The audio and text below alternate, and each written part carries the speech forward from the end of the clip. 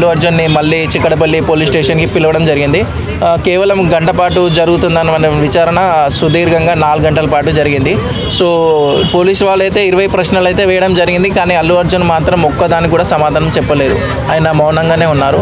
So police వాళ్ళు మళ్ళీ ఆ సంధ్య థియేటర్కి రీకన్స్ట్రక్షన్ చేయడానికి మళ్ళీ ఆ సంధ్య థియేటర్కి అల్లు అర్జున్ కూడా తీసుకోవడం జరిగింది. సో అక్కడైతే ఆయన ఏవైతే ఆ రోజు జరిగినటువంటి సంఘటన చాలా క్లియర్గా ఎక్స్ప్లెయిన్ చేయడం జరిగింది. అంటే ఓవరాల్గా ఈ దీంట్లో ఎవరు మిస్టేక్ అంటారు? అంటే ఆ రాత్రి టైంలో చిన్నపిల్లల్ని తీసుకొని సినిమాకి వెళ్ళడం తప్ప, అల్లు అర్జున్ గారు అక్కడికి వెళ్ళడం తప్ప అంటారు. సో ఇందులో ఒక్కరి పైన మనము అది తోయడం అనేది కరెక్ట్ కాదు. సో అల్లు అర్జున్ గత 20 సంవత్సరాల నుంచి అతడు వస్తూనే ఉన్నాడు. సో ప్రతి ఒక్క హీరో కూడా తన ఫస్ట్ డే సినిమా ఎలా ఉంది, సో ఆడియన్స్లకి ఏ విధంగా వెళ్తుందని ఖచ్చితంగా చాలామంది హీరోస్ వాళ్ళు చూస్తారు. థియేటర్లో చూసి ఫ్యాన్స్ మధ్యలో కూర్చొని చూడడం, నిజంగా వాళ్ళకి నచ్చిందా లేదా అని తెలుసుకోవడం ప్రతి ఒక్క హీరో చేస్తాడు. సో ఇది ఏదో ఫ్యామిలీ వాళ్ళు పుష్ప 2 ఆ అబ్బాయి అల్లు అర్జున్ పెద్ద ఫ్యాన్ అంట. సో ఫస్ట్ డే చూడాలని ఎంతో ఆశతోటి వచ్చాడు. సో ఎవరు కూడా అనుకోరు ఇలా అవుతుందని. సో ఎప్పుడు కూడా జరగని సంఘటన ఈసారి జరిగింది కాబట్టి సో థియేటర్ యాజమాన్యం కూడా తగిన జాగ్రత్తలు తీసుకోవాలి. ఎందుకంటే ఆ సంధ్య థియేటర్ అనేది చాలా చిన్నగా ఉంటుంది. సో రెండింటికి కలిపి ఒకటే పార్కింగ్ ఉంటుంది.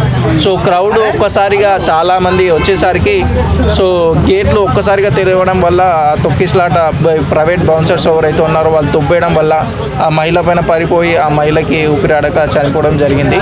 సో ఇది ఒక్కరి తప్పని చెప్పలేము. సో అందరి తప్పు ఉంది. సో అవును, అనుకోకుండా జరిగిన ఇన్సిడెంటే. కానీ ఈ మహిళ చనిపోయిందని పోలీసులు వాళ్ళు అల్లు అర్జున్కి చెప్పిన అల్లు అర్జున్ వినకుండా మళ్ళీ రోడ్ షో చేయడం, నాకు ఎవరు చెప్పలేదని ఫాల్స్ అలిగేషన్ చేయడము, మళ్ళీ ప్రెస్ మీట్ పెట్టి నా క్యారెక్టర్ని అసోసియేషన్ చేయడం అనేది అల్లు అర్జున్ ఇది చేసిన మిస్టేక్ అనమాట. దీని వెనకాల ఎవరైనా కుట్ర ఉండొచ్చు? సో దీని వెనకాల ఎవరి కుట్ర లేదు. ఎందుకంటే వాళ్ళ అభిమాని, ఒక హీరోకి ఇంతగానం అభిమానం ఉన్నప్పుడు అభిమాని చనిపోవడం అనేది, అతడు వెళ్ళి నేనున్నాను మీ కుటుంబానికి అని చెప్తే అది వేరే రకంగా ఉండదు. కానీ తను మాత్రం నాకు ఎవరు చెప్పలేదు, నాకు అసలు తెలియదు అని ఇట్లా ఈ రకంగా చెప్పడం అయితే ఇది అయితే కరెక్ట్ కాదు. రేవంత్ రెడ్డి గారు హైలైట్ చేయడానికి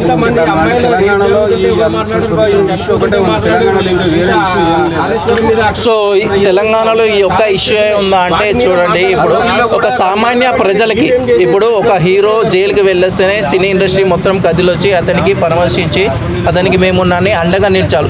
ఈరోజు ఒక సామాన్య ప్రజలకు కష్టం వస్తే ప్రభుత్వం ఆదుకోకపోతే ఇలాంటి పెద్ద పెద్ద హీరోలు వాళ్ళ అభిమానులు కష్టాల్లో ఉన్నప్పుడు వాళ్ళు 1000 కోట్లు సంపాదిస్తున్నారు. ఇప్పుడు అభిమానులు వచ్చి చూస్తేనే వాళ్ళ సినిమాలు ఆడుతున్నాయి. 1000 కోట్లు సంపాదించినప్పుడు అభిమానులకి ఆపద వచ్చిందంటే వాళ్ళు వెళ్ళి మేమున్నాము ధైర్యంగా ఉన్నాము అని ఒక ఆదరణ ఇస్తే అది వేరే